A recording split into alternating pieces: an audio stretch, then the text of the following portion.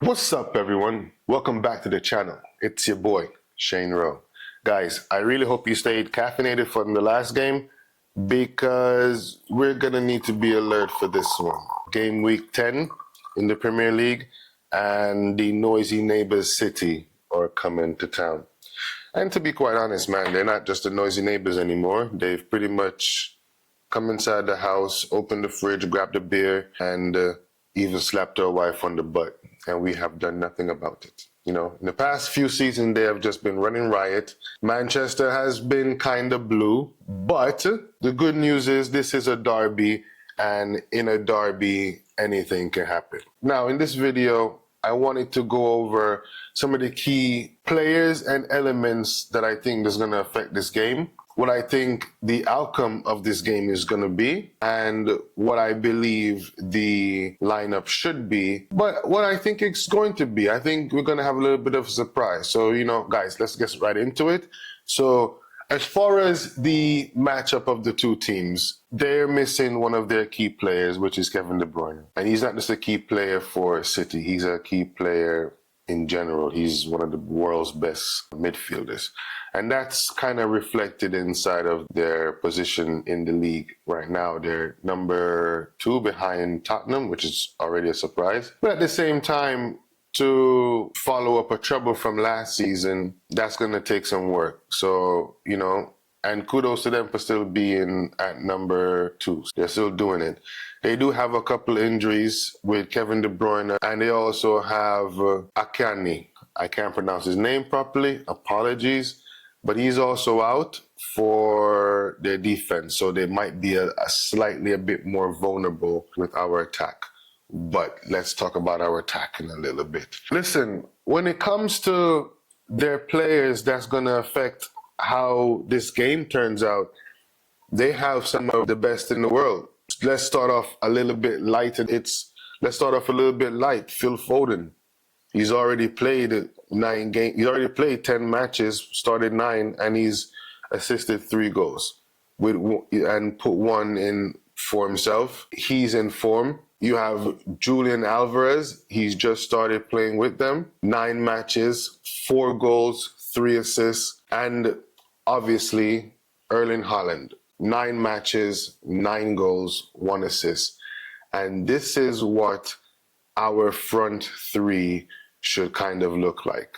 This is what we are lacking in our own team. We don't have the focal point, which is Holland for them, who's banging in 9 goals, 1 goal per game, with Alvarez coming in from a more of a center forward behind Holland and putting in 4 goals himself and dropping in 3 assists just to make sure he's participating in the action. You got Phil Foden coming in off the right side usually with 3 assists and chipping in with a goal. They're just what we should be, from an attacking point of view, aspiring to be like. And there's no shame in saying that. They are the world's best team right now. However they might have gotten there is one thing, but the truth is, right now, they are the world's best team. And you can see it in their attack. Their movements. Alvarez just started playing with Holland, but they've already got some good chemistry going. And they're both playing. They're both strikers.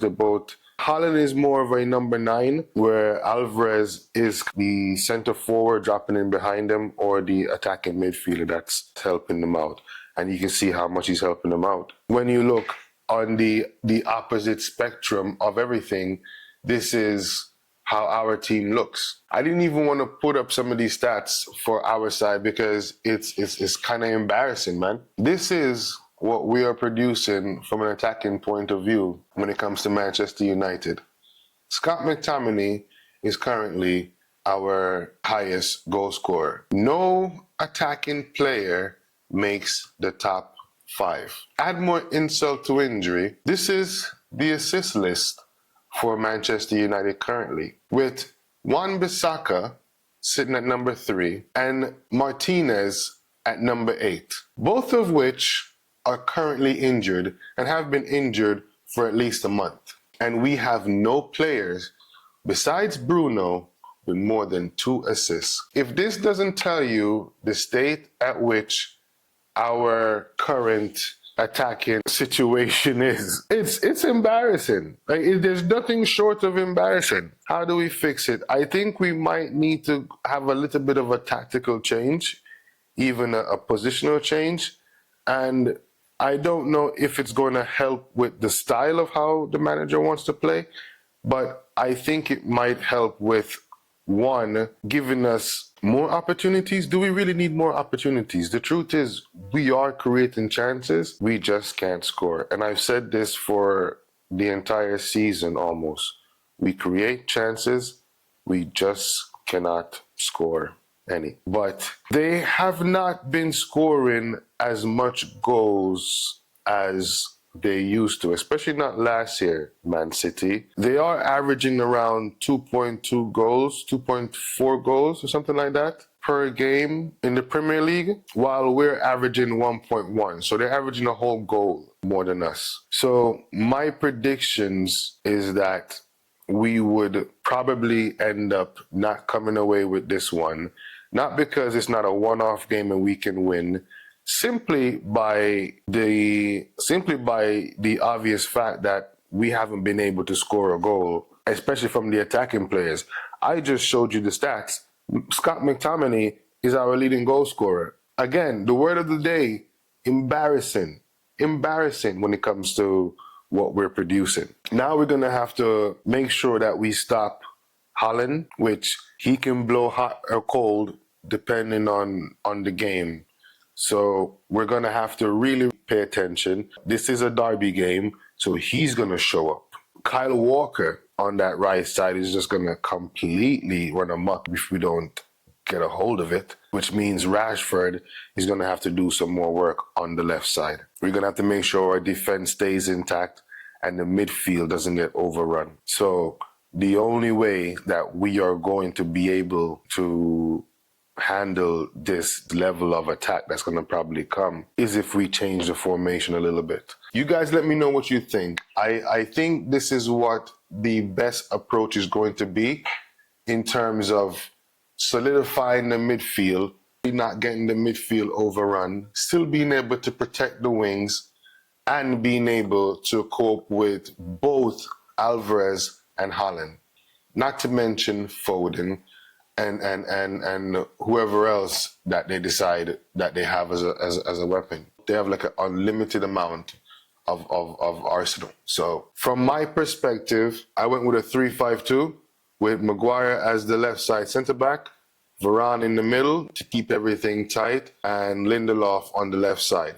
In the middle, Reguilon on the left side supporting Harry and supporting Rashford. McTominay to keep those triangles between Reguilon and Maguire going. Bruno will more drift up into the middle to support Rashford and Holland up top, with Amrabat covering on the right side of the midfield to support McTominay, as well as Delat on the left side. So we're going with left wing backs and right wing backs, and the two up front is Holland and Rashford. It hasn't really been working for Rashford on the left wing, and I don't think that we should really force it anymore. If we want to try Rashford up top with Holland, maybe they can form a partnership. You see them on the pitch talking and trying to communicate, but maybe the formation is not working for them. Maybe they're too far apart.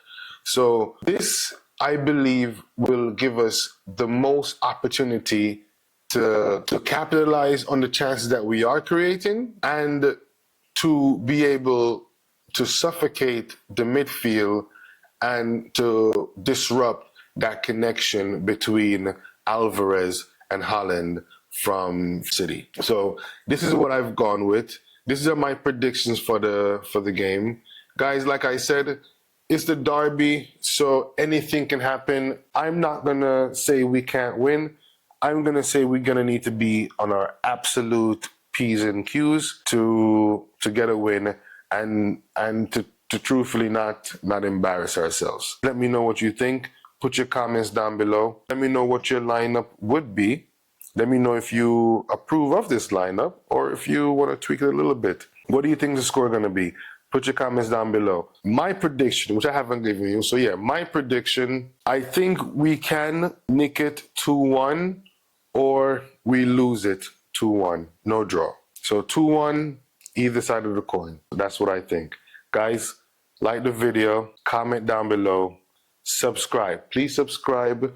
And if you've been rocking with your boy this long, I really do appreciate you. God bless you and GGMU. Peace.